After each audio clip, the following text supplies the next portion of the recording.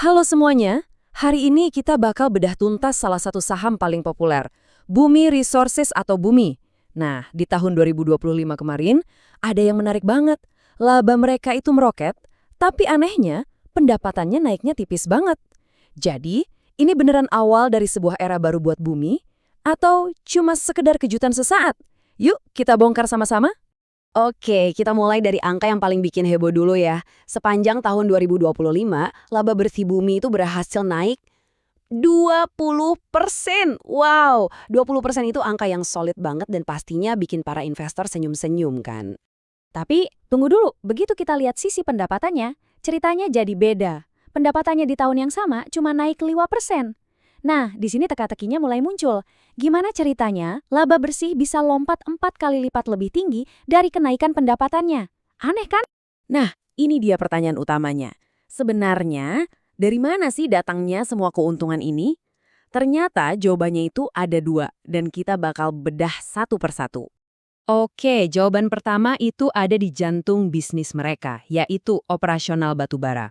Jadi Bumi itu nggak cuma jualan, tapi mereka jadi jauh lebih pintar, jauh lebih efisien waktu nambang. Inilah yang kita sebut sebagai mesin efisiensi mereka. Biar kita ngerti soal efisiensi ini, ada satu istilah kunci yang perlu kita pahami, stripping ratio. Gampangnya gini, ini tuh perbandingan berapa banyak tanah yang harus dikeruk buat dapetin 1 ton batu bara. Jadi kuncinya simpel, makin kecil angkanya, artinya makin efisien, dan ongkos produksinya makin murah. Nah, di slide ini kita bisa lihat buktinya langsung. Coba perhatikan ya, walaupun harga jual batu bara dan volume penjualannya turun, lihat deh baris yang ditandain itu. Stripping ratio-nya turun signifikan, 8%. Ini bukti nyata gimana mereka sukses menekan biaya produksi habis-habisan. Keren banget. Efisiensi itu satu hal, tapi ada pendorong super besar kedua yang bikin laba Bumi meroket. Kita bisa sebut ini durian runtuh dari bisnis di luar batubara, terutama dari segmen emas dan jasa. Jadi ada 3 sumber utama nih. Pertama, kontribusi yang makin gede dari bisnis emas lewat anak usahanya, BRMS, yang tentunya untung dari naiknya harga emas. Kedua, nah ini yang paling signifikan, laba dari entitas asosiasi mereka, yaitu Dewa, itu lompat tinggi banget. Dan ketiga, ada sedikit keuntungan dari akuisisi tambang di Australia. Gabungan dari efisiensi dan durian runtuh ini, efeknya kelihatan jelas banget di margin keuntungan. Coba lihat, semua level marginnya jadi lebih gemuk. Margin laba kotor, laba operasi, dan terutama margin laba bersihnya naik dari 5% ke 5,7%. Ini nunjukin kalau profitabilitas perusahaannya makin sehat. Coba kita fokus sebentar ke kontribusi dari Dewa tadi. Angkanya itu luar biasa. Cuma dalam satu kuartal, yaitu kuartal keempat 2025, kontribusi labanya itu mencapai 30 juta dolar AS. Itu angka yang gede banget dan jadi pendorong utama lonjakan laba di akhir tahun. Nah, tapi ini bagian yang paling krusial. Keuntungan jumbo dari Dewa ini ternyata sifatnya one-off, alias cuma terjadi sekali. Ini bukan dari operasional yang rutin, tapi lebih ke keuntungan akuntansi. Poin terpentingnya adalah keuntungan sebesar ini kemungkinan besar nggak akan terulang lagi di masa depan. Ini harus dicatat. Oke, jadi kita udah tahu nih kalau laba Bumi itu didorong oleh efisiensi yang nyata dan di sisi lain keuntungan yang sifatnya sesaat. Sekarang, apa artinya semua ini buat kita para investor ke depannya? Jawabannya mengarah ke satu hal yang sangat bersejarah, potensi dividen.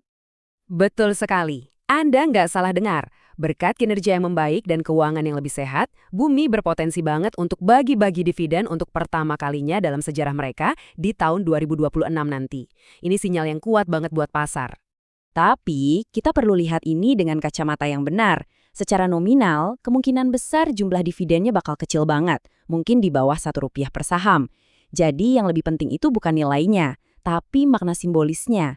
Ini seolah-olah Bumi bilang, hey, kita sekarang udah masuk fase baru yang lebih stabil dan siap kasih nilai lebih buat pemegang saham. Terus gimana prospeknya buat tahun 2026? Sejauh ini gambarannya kelihatan cukup cerah. Manajemen menargetkan volumenya penjualan yang lebih tinggi. Dan yang paling penting, harga batubara global itu udah naik lebih dari 35%. Ini kayak angin segar yang berhembus kencang buat bisnis inti mereka. Oke, setelah kita bedah semua faktornya, sekarang waktunya kita timbang-timbang. Di satu sisi, ada peluang yang sangat menjanjikan. Tapi, di sisi lain, ada resiko yang nggak bisa kita tutup mata begitu aja. Yuk kita rangkum. Sisi positifnya, harga batubara lagi naik, ada potensi dividen pertama kali, dan efisiensi operasionalnya jalan terus. Tapi risikonya, laba tahun lalu itu dibantu faktor one-off. Bisnis batubara itu sendiri naik turun, dan kontribusi dari bisnis emasnya juga belum dominan. Kutipan ini menurut saya merangkum semuanya dengan sempurna. Tantangan sesungguhnya buat Bumi ke depan adalah membuktikan kalau pertumbuhan mereka itu benar-benar datang dari kinerja operasional yang kuat dan berkelanjutan, bukan sekedar hoki sesaat. Jadi, kita balik lagi ke pertanyaan di awal. Apakah momentum positif Bumi ini adalah fajar dari sebuah era baru yang lebih stabil dan menguntungkan? Atau jangan-jangan ini cuma kilau sementara yang didorong oleh faktor-faktor yang nggak akan terulang lagi? Nah, jawaban atas pertanyaan inilah yang akan menentukan arah perjalanan Bumi ke depan. Terima kasih sudah menyimak.